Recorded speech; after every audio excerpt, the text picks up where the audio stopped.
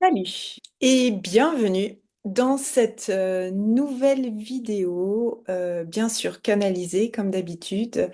Alors, pas de guidance, mais sur un sujet bien précis, qui est les enfants de la Nouvelle Terre. Alors, peut dire comme ça, il fallait trouver un titre. Donc, on peut dire les enfants de la Nouvelle Terre, on peut dire les enfants de la 5D, on peut dire les nouveaux enfants, peu importe. Mais il est bien évident de se rendre, enfin, certains d'entre vous, certaines d'entre vous, bien entendu, on constate depuis quelques années déjà, je dirais, je demande, oui, en tout cas 10, 15 ans, enfin, que les enfants ne fonctionnent pas comme nous avons pu l'être, quoique il y a aussi des jeunes adultes qui font partie de ce qu'on appelle ces nouveaux enfants. Euh, et ces enfants, ces jeunes adultes ne fonctionnent pas comme les plus âgés d'entre nous, comme nous avons pu l'être, fonctionner. C'est une constatation, c'est un fait. Cette question je vais parler des enfants de la Nouvelle Terre. Peu importe comment on les appelle, mais ces nouveaux enfants, les enfants de la Nouvelle Terre. Eh bien, cette thématique, moi, ça fait un petit moment que je m'interroge dessus, et puis surtout que les guides poussent un peu à en parler. Et là, il y a un petit peu urgence. Enfin, il faut vraiment commencer à s'interroger sur ces enfants. Comment on les accueille ici sur Terre? Quelle sorte d'éducation on leur donne? Plutôt en termes de repères. Et oh là, le ton est bien donné. Et quelle sorte de société on est prêt à euh, dans quelle sorte de société on est prêt à s'ouvrir pour leur laisser la place qu'ils sont venus occuper dans cette nouvelle ère, l'ère du Verseau, nouvelle terre, enfin, vous l'aurez compris. Ok, donc c'est un sujet qui est important de ce qu'on me dit et qu'il est temps réellement de le prendre au sérieux et de le traiter. Voilà. Donc, dans cette vidéo, je vais transmettre ce qui est le plus important, visiblement. Et puis, on va voir où on en est. Mais je vais pas faire trop long non plus, parce que les vidéos longues, c'est un peu. Après, on sait plus de quoi la vidéo a parlé. Voilà. Ça, c'est mon cadre que je demande. Alors, euh, il est vrai, il me demande de le partager, il est vrai que moi, c'est un sujet qui m'intéresse, enfin, les enfants, on va dire, différents. Euh, eh bien, j'y suis plongée depuis plus de 20 ans, puisque certains d'entre vous le savent. Je travaille avec les enfants dits en difficulté scolaire, donc je travaille avec les enfants d'âge scolaire, dans le milieu scolaire, forcément.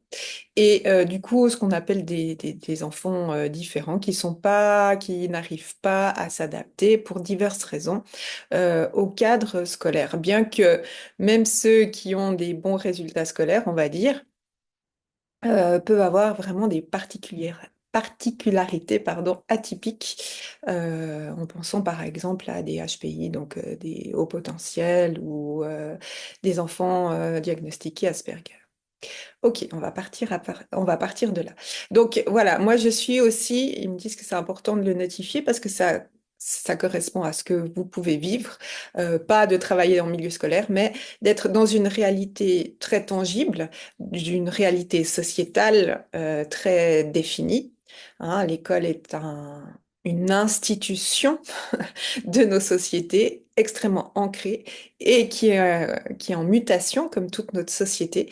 Et du coup, c'est très, très compliqué et on est vraiment, j'allais dire, dans le dur au quotidien, si vous avez des enfants, si vous, enfin, tout le monde est touché hein, par ces enfants que j'appelle les enfants de la nouvelle terre, que vous soyez parents, que vous soyez oncle, tante, grands-parents, enfin, dans une famille où vous avez des enfants ou des jeunes adultes, que vous soyez déjà le fait de d'être dans cette société, eh bien, vous côtoyez, tout le monde côtoie non seulement des enfants, plus ou moins directement, mais aussi des jeunes adultes et cette société qui est en mutation et justement le sujet sur lequel veulent aussi mettre de l'importance les guides, c'est quelle société, je le redis, quelle société est-on prêt à comment s'ouvrir suffisamment pour laisser dans cette société la place à ces enfants en étant d'accord de que cette société se transforme. De toute façon, elle se transforme. Après, c'est dans quel sens on veut qu'elle se transforme. Et on a, de toute façon, notre énergie qui contribue à ça, qu'on le veuille ou non. Voilà. OK. Alors, justement, on va partir, enfin, de ce qu'on me dit vraiment sur ces termes diagnostiques. Parce que ces enfants de la nouvelle Terre, donc, vous l'aurez compris, arrive de plus en plus, enfin, c'est un raz-de-marée, là, hein. Il y a pratiquement que des enfants dits de la Nouvelle Terre qui naissent depuis quelques années. Il y en avait, enfin, plus on remonte dans le temps, moins il y en a, mais on va dire à partir des années 60-70, d'après ce que je reçois, particulièrement, pardon, 70 pour les Français, les années 60-70 ou 60-70 pour les Belges et les Suisses, eh bien, depuis ces années-là, ces enfants différents, on va dire de la Nouvelle Terre, eh bien, avec donc une énergie, on va en parler, d'accord, une énergie différente, arrivent de plus en plus en nombre. Et là, on parle de masse. Vraiment, il y a pratiquement presque 100% de ces enfants maintenant qui sont de la Nouvelle Terre. Donc, ça s'est fait progressivement. Euh, donc il y a des gens de 40, 50, 60, 70, 70 ans qui font déjà, sont déjà ces enfants de la Nouvelle Terre. Alors, qu'est-ce que c'est, ces enfants de la Nouvelle Terre déjà? Eh bien, ce sont des âmes qui sont venues s'incarner sur Terre pour particulièrement pour accompagner ce grand changement d'air de la nouvelle Terre, de l'ère du berceau, etc. C'est vraiment cette transmutation de la planète Terre dans notre galaxie et qui a des impacts sur le cosmos. Donc, dans cette période, même si ce sont des personnes qui sont déjà peut-être décédées ou qui sont à un âge extrêmement avancé, il y a tout ce qui s'est fait en amont depuis des dizaines d'années.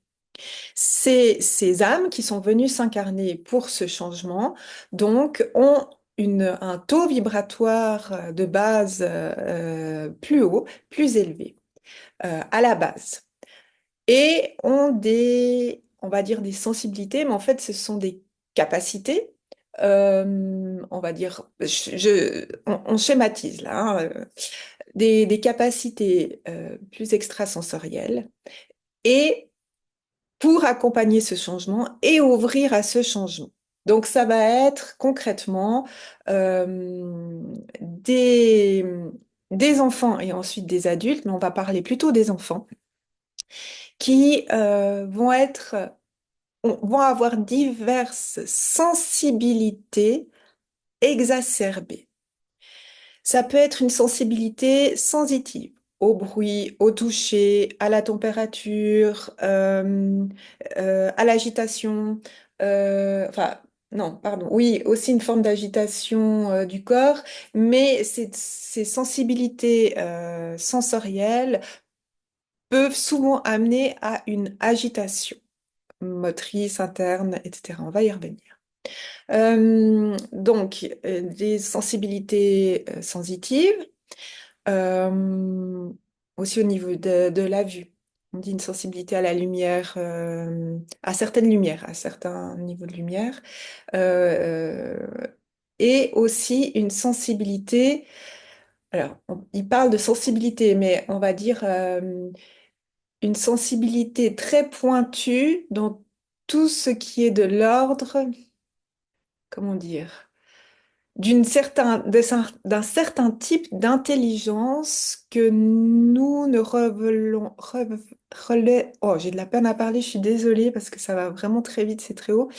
Nous avons de la peine à relever dans notre société très ancrée, c'est-à-dire à l'école. C'est une intelligence, j'allais dire une intelligence, d'après ce que je reçois, parce qu'il y a pas encore vraiment de mot qui est mis dessus, mais une intelligence de percevoir ce qui se joue dans les relations, c'est pas tout à fait ça, mais dans ce qui se joue chez l'autre. Euh, c'est un petit peu comme on peut raccrocher ça à la claire connaissance. C'est-à-dire que la claire connaissance, euh, c'est une manière, enfin, c'est une capacité de voir, par exemple chez une personne, de pouvoir presque la scanner et de voir quels sont les enjeux chez elle ou dans une situation. Ouais, c'est un peu plus complexe. Mais voilà, c'est voir, c'est comprendre une personne ou ses implications, ses nœuds encore, c'est ce qu'elle a encore à travailler ou ce qu'il y a dans une situation. Donc ça peut être une situation relationnelle, mais ça peut être aussi une situation sociétale, ça peut être vraiment plus global. Je ne sais pas si c'est très clair, c'est un peu compliqué à retransmettre. Bref, ce sont des enfants qui vont dire des choses avec leurs mots. C'est ça qui est aussi plus complexe avec les enfants. Euh, de manière assez abrupte, comme ça, dire des choses très vraies, des vérités, on va dire, des choses très justes. On va utiliser le terme vérité. Euh, sur par exemple, comment on se sent. Donc, un enfant qui va dire à ses parents, mais là, tu es triste, alors que le parent n'a rien dit, et puis qui veut pas forcément montrer à son enfant qu'il est triste, puis il va dire non, c'est pas vrai. Ça va être un enfant qui va rentrer dans une pièce suite à suite à quelque chose de très joyeux, et puis il va être encore plus joyeux. Bon, là, on va pas voir trop le problème, parce que c'est plutôt quelque chose de chouette. Mais ça peut être la même chose, il va rentrer dans une pièce après une grande dispute d'adultes, et puis il va commencer à partir en vrille, à être en colère lui aussi, puis on va pas comprendre. Ou qui va dire, oh, les adultes étaient fâchés ici. Ça, c'est quand même un bon niveau. Mais souvent, les enfants, ils vont plutôt prendre ces énergies et puis pas savoir trop quoi en faire, les approprier et puis rejouer les énergies, enfin jouer, c'est-à-dire vivre les énergies présentes. Puis on va pas comprendre, nous, ce qui se passe, puis on va dire, mais arrête, ah ça y est, il est encore ingérable cet enfant, enfin, par exemple. Voilà. Donc, quand on parle d'hypersensibilité, parce que c'est aussi très très à la mode, attention, il faut voir quoi, comment, mais il y a effectivement une sorte d'hypersensibilité qui n'est pas mal perçu, pas géré, mal géré, on ne sait pas trop ce que c'est, etc. Donc on voit bien en fait que ce sont des enfants qui ne sont plus vraiment adaptés à notre société et on le voit beaucoup à travers l'école. Donc ce qu'on fait actuellement, c'est qu'on met des diagnostics en général. Pas pour tous, mais pour ceux qui fonctionnent pas comme il faut, on va dire, dans nos sociétés. Donc, ça va être tous les diagnostics de troubles du langage, donc les 10 pour faire court. Ça va être les dyspraxies aussi. Ça va être le TDA, TDAH, donc hyperactivité avec ou sans trouble de l'attention avec ou sans hyperactivité. Ça va être des enfants qui n'apprennent pas comme l'école fait apprendre, qui auront des grandes difficultés d'apprentissage, mais qui sont extrêmement intelligents. Donc on va dire, mais je comprends pas, tu arrives à comprendre ça, mais t'arrives pas à faire les maths comme on t'a appris. Euh, Ça va être aussi des enfants euh, qui vont manger un certain type de nourriture ou qui vont plus vouloir manger de la viande, qui vont plus vouloir manger du lait, enfin des produits laitiers. C'est aussi en lien en partie avec les intolérances. Les intolérances, c'est un petit peu plus complexe parce que, et les allergies, bah, c'est une sorte d'allergie, parce qu'effectivement, il y a dans notre changement d'alimentation dû à la grande masse, etc., effectivement des choses qu'on peut plus, qu'on supporte plus. Euh, mais il y a aussi cette élévation énergétique qui fait qu'il y a des choses que ces enfants ne sont pas capables d'assimiler. Ça les rend malades. Euh, voilà, ça donne un petit peu l'ambiance. Je pense que ceux qui ont des enfants comme ça ou qui sont des personnes qui sont entourées d'enfants comme ça vont vite reconnaître, vont dire, ah bah oui, ça me parle. Voilà, je vous dis, c'est quand même beaucoup, beaucoup, beaucoup, beaucoup d'enfants actuellement. Ou peut-être certains d'entre vous vont se dire, ah, mais c'est moi. En tout cas, il y a des choses qui me parlent. C'est fort probable aussi. Justement, ces enfants, ils grandissent. Ensuite, ils deviennent jeunes adultes, puis ils doivent s'insérer dans une société, et puis ils sont un petit peu, on va dire, cabossés, ils savent pas trop où aller, ils se sentent mal compris, ils essaient de rentrer dans le moule, ils n'arrivent pas, etc., etc. Vous allez me dire, ben, c'est maintenant la majorité de la population. C'est possible, c'est possible, mais là, les guides sont très clairs, on va vraiment s'intéresser principalement aux enfants actuels et comment les accompagner. Parce que c'est l'urgence. Mais on pourra peut-être une prochaine fois parler plus des jeunes adultes ou qu'est-ce qu'il en est. Bref. Alors, comment accompagner actuellement ces enfants? Pour les accompagner, il faut comprendre deux choses, ok, primordiales. Ah, la première chose, mais vraiment, c'est primordial. Ces enfants, même si quelque part, on peut les prendre comme, on peut penser, et c'est juste, qu'ils peuvent, qu'ils ont plus de connaissances que nous par rapport à un taux vibratoire plus élevé, donc au niveau, on va dire, spirituel, au niveau de ce qui est de l'ordre de la compréhension de tout ce qui est de l'ordre de l'invisible, etc. Ils connaissent, ils, ils ont des capacités en général plus importantes et ils ont une connaissance latente plus importante, mais latente. C'est-à-dire qu'ils peuvent pas encore vraiment ils peuvent pas les exprimer, ces connaissances. Enfin, c'est compliqué. Pourquoi? Parce que d'abord, ce sont des enfants. Ce sont des âmes qui sont venues s'incarner et qui doivent passer dans un corps d'adulte par la naissance, l'enfance, l'adolescence, jeune adulte, etc. Comme n'importe quel humain. Et ça, c'est ultra important de le comprendre et de se le mettre dans la tête. Je répète, hein, ce qui m'est transmis. Euh, Parce que ça reste des enfants.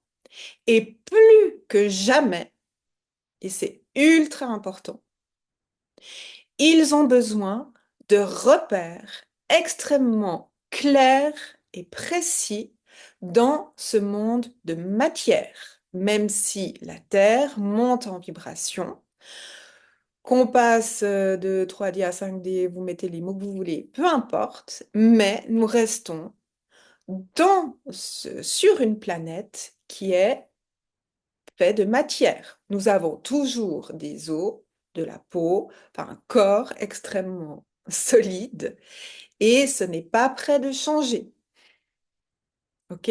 Même si nous montons en énergie. Donc, il est extrêmement primordial que ces enfants aient un cadre clair, une structure familiale la plus claire possible avec des repères. Ça veut dire que ces enfants ne peuvent pas faire n'importe quoi, ce qu'ils veulent, à n'importe quel moment. Au contraire, ça les met en péril parce qu'ils arrivent avec une énergie extrêmement haute par rapport à, pour la plupart, vraiment une énergie beaucoup plus haute. Et du coup, il faut les aider à s'incarner, à entrer dans leur corps, à occuper leur corps de manière, je vais dire la plus, aidez-moi, la plus harmonieuse possible, mais leur corps doit être habité entièrement. Ce qui signifie que il faut les accompagner dans des activités d'enfants. Mais les accompagner, ça ne veut pas dire que c'est eux qui décident. Au contraire, c'est leur mettre des repères que de dire, bah, tiens, tu es encore un enfant. Donc, on va faire une activité, je ne sais pas, on va faire une balade, tout simplement. Aujourd'hui, on va marcher, parce qu'un enfant, ça marche, ça court, c'est normal. Et puis, le cadre est, on va faire cette activité parce que on l'a décidé, ok, en famille, mais c'est pas l'enfant qui va décider pour la famille. C'est on décide ensemble ou ce sont les parents qui décident ce qui est le mieux pour leur enfant. Parce que l'enfant est en apprentissage. C'est une âme en apprentissage de la vie sur Terre. C'est comment j'apprends à vivre sur Terre dans un corps physique. Parce que ce sont des âmes souvent qui viennent de très loin, qui n'ont pas forcément été incarnées sur cette Terre depuis passablement de temps, voire pas. Ok. Donc, il est indispensable pour les parents, et là, c'est vraiment un des rôles cruciaux des parents, c'est d'accompagner cet enfant dans comment je vis, comment ça fonctionne ici sur Terre. Eh bien, ça fonctionne avec des règles sociales, quand même. On ne peut pas faire n'importe quoi, n'importe quand. J'habite un corps, donc je l'occupe le plus possible. Je suis pas trop là-haut, hein. Je suis ici et maintenant. Je vais faire des activités dans la réalité ici de la Terre et je vais pas m'évader partout sur des tablettes, des jeux électroniques, etc. Il s'agit de ça. J'ai pas dit, enfin, les guides disent pas totalement enlever, mais euh, avoir conscience de ce qui se passe ici, d'avoir conscience qu'est-ce que c'est de se baigner dans un lac, d'aller à la piscine, de marcher à la montagne, de marcher dans un parc, marcher dans la forêt, de sauter pour de vrai. Non, mais c'est vraiment ce qui est transmis. Donc voilà, ça doit parler à un certain nombre de personnes. De faire des expériences physiques réelles sur la Terre. Il s'agit aussi de comment je nourris mon corps, comment l'enfant, de qu'est-ce qu'il met dans son corps. On a parlé de la nourriture, ça ne veut pas dire que l'enfant décide de tout ce qu'il veut, parce qu'il ne faut pas oublier que le corps reste quelque chose, un instrument merveilleux, mais qu'il est... oui, eux, ils utilisent le terme délicat dans la signification. C'est un instrument d'une délicatesse extrême, même malgré sa robustesse. Mais c'est comme, j'ai l'image d'une magnifique voiture de course. Ça va parler peut-être plus aux messieurs, mais dans une voiture de course, on le sait toutes et tous, eh bien, On va pas mettre de l'huile à bon marché, on va pas mettre n'importe quelle essence, on va s'en occuper vraiment et on va mettre les meilleurs éléments à l'intérieur pour que tout fonctionne au mieux. C'est exactement la même chose, c'est vraiment l'image qui m'est donnée pour les enfants. Donc on leur donne pas n'importe quoi à manger, on leur apprend à prendre soin de leur corps, aussi ce qu'ils mettent à l'intérieur du corps. C'est extrêmement important tout ça. Vraiment, vraiment, vraiment. C'est un point d'ancrage euh, essentiel. Tout ce qui est corporel, très concret.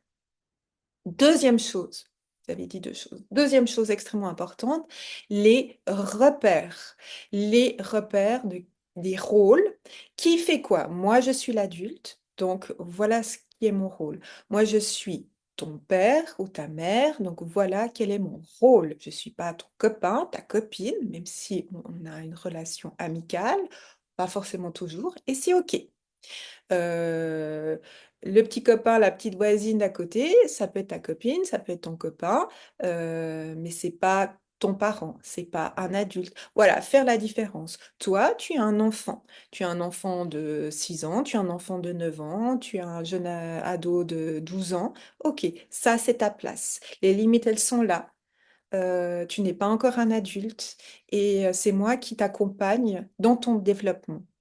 Donc l'adulte accompagne, le parent accompagne dans le développement de l'enfant, particulièrement dans comment on vit ici sur Terre.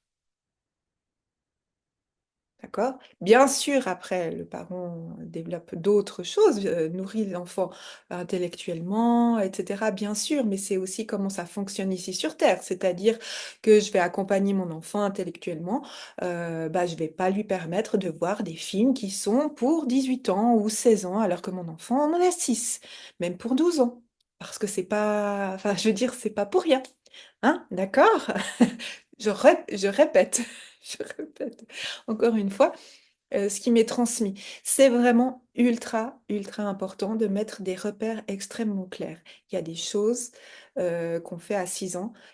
Alors, expliquer pourquoi à 6 ans, ça c'est aussi important. Ces enfants sont capables de beaucoup plus comprendre les choses quand on leur explique. Et puis, mais ça ne veut pas dire qu'ils vont dire oui, oui, amen. Ils vont certainement argumenter qu'ils ne sont pas d'accord, ou etc. Voilà. C'est ça qui peut être aussi assez troublant.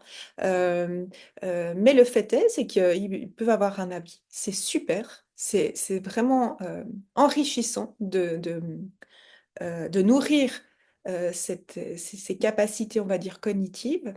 Sauf que ça reste un enfant et que c'est l'adulte qui est garant des repères sociétals. Voilà. C'était assez carré. Oui, il redit, c'est vraiment essentiel. Donc, ce- déjà, garder ces deux points en tête,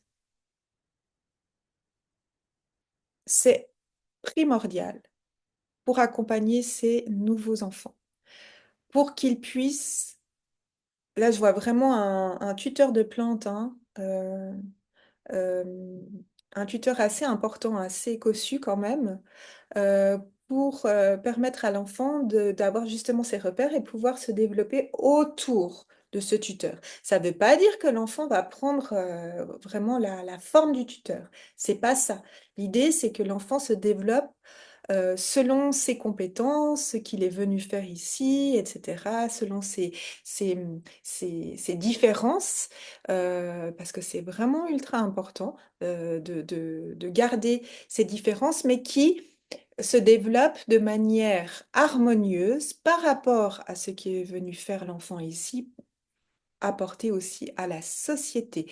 C'est pas des différences qu'on va laisser partir dans tous les sens, se développer dans tous les sens dans cette incarnation ici sur Terre, fait de chair et de sang, parce que sinon l'enfant va pas pouvoir être à sa juste place dans cette société et du coup pas pouvoir diffuser ce qu'il est venu diffuser comme compétences, capacités, énergie, etc. Donc, cette image de tuteur, elle est là vraiment pour que l'enfant puisse se développer là autour avec toujours ce repère. En fait, on peut montrer un repère un peu spatial dans ce cas-là. euh, sur cette terre. Il se développe autour, même s'il peut y avoir, si c'est une plante, hein, si on prend la métaphore de la plante, eh bien des petites, enfin, pardon,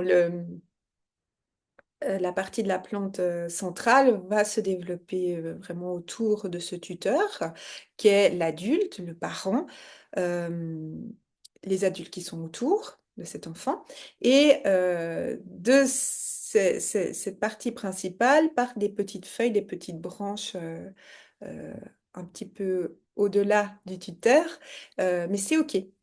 Mais il y a ce repère extrêmement important et extrêmement ancré, mais dit-on, attention, ancré. Et cette plante qui est l'enfant peut réellement parfaitement se développer harmonieusement, de manière, oui, équilibrée, harmonieuse, parce que les racines sont vraiment bien ancrées sous la terre et se développent, en fait, les racines se développent de manière aussi très importante euh, et c'est essentiel pour que la plante puisse grandir et pas tomber. Voilà, vous m'aurez compris.